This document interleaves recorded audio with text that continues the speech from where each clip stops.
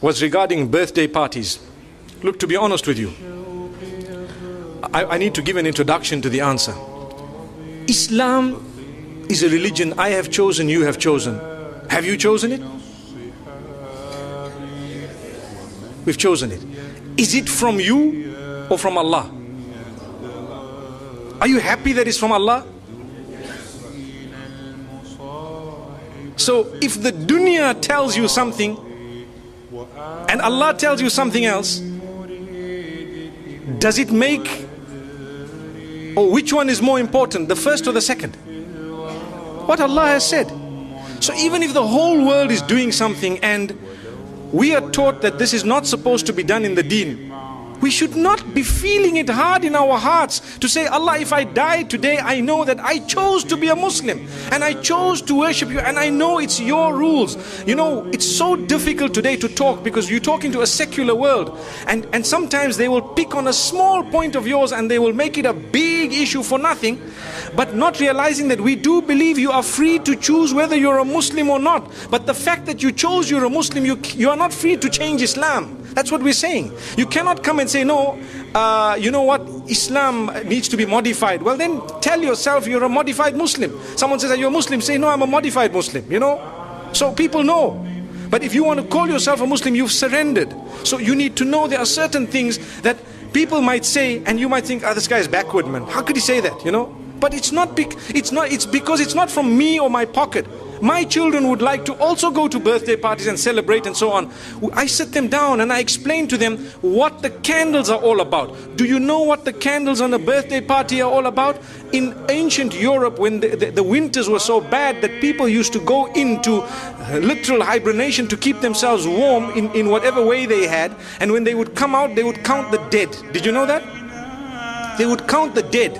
And in order to celebrate the fact that those who are alive have passed through the winter and survived and fought nature, which means nature came to kill us in the form of cold, and because we fought nature and we stayed alive, now we need to defy it by blowing up candles. So they would put how many ever candles of their age and blow them out to show we can defy it.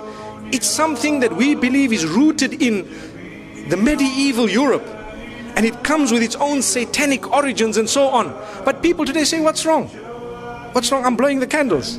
But you don't realize it's like an act of worship of the pagans. And we're saying, you know, and people have made it a culture and a tradition. The same applies to so many other things. You know, like Valentine's and so on. People start saying, but what's wrong? How come these people, you know, you're not allowed to show your love? Well, to be honest, we are being fooled by believing that, you know what, you need to celebrate the fact that you're 1 year older by throwing a big party, everyone must come, but you don't know that now you're closer to your grave, for example. Or there are more responsibilities on your shoulder. I'm not saying that when your age turns that you must not make dua to Allah, Ya Allah grant me a good age and so on. But firstly, we have a Hijri calendar. Secondly, these teachings are foreign to Islam. They are actually incorrect, invalid. But they come from Allah, not from me, not from you. If I had it my way and you had it your way, we would be throwing parties because our kids put pressure on us, so do mine. But we have to speak to them, address them, try and explain to them, and, you know, get to the origins of it. The sad reality is people take part wholesale. So they'll tell you, but they did it. But these people did it. That's the peer pressure. Sadly, we're living in an age, al-qabidu ala dinihi kal-qabidi ala jamr. A person who wants to hold fast to the deen is someone similar to he who is holding fast to, you know, a red hot coal, for example. So you find even families which are supposedly religious, you know, they have these big birthday parties and so on, whereas it is Islamically incorrect. Wallahu a'lam. Allah knows best. Like I said, I've given you a little introduction before I gave the answer. There are more important things we could do, you know, than that. And we could have, you know, we could throw a party on a different occasion altogether in order to celebrate other things than to do it the pagan way. You know, I would prefer a graduation party than to have a birthday party any day. May Allah subhanahu wa ta'ala bless our children. May He bless us all. It was wonderful being here.